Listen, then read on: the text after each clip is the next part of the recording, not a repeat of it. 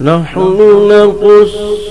عليك أحسن القصص بما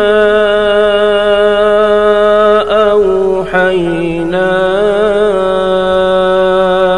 إليك هذا القرآن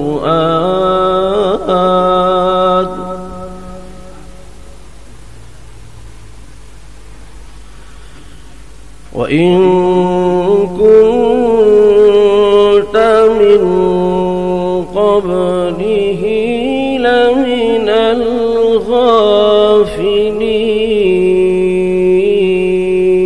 الغافلين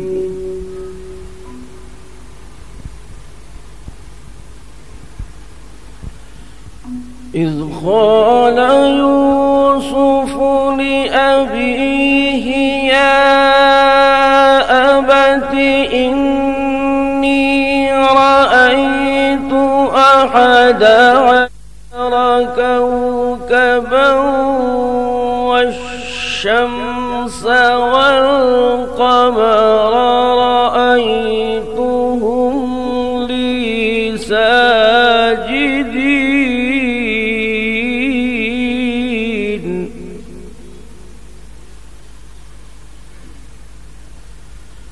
والشمس والقمر رأيتهم لي ساجدين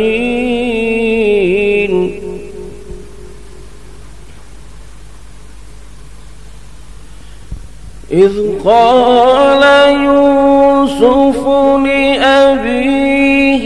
يا أبت إني رأيت أحد عشر كوكبا والشمس والقمر رأيتهم لي ساجدين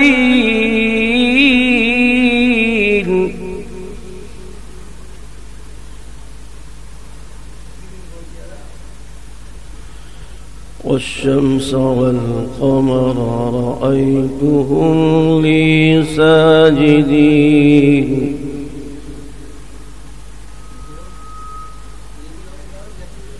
قال يا بني لا تقصص رؤياك على إخوتك فيكيدوا لك كيدا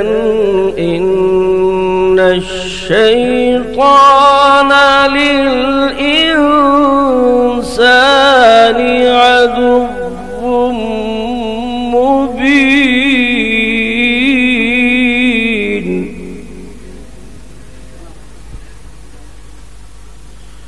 إن الشيطان للإنسان عدو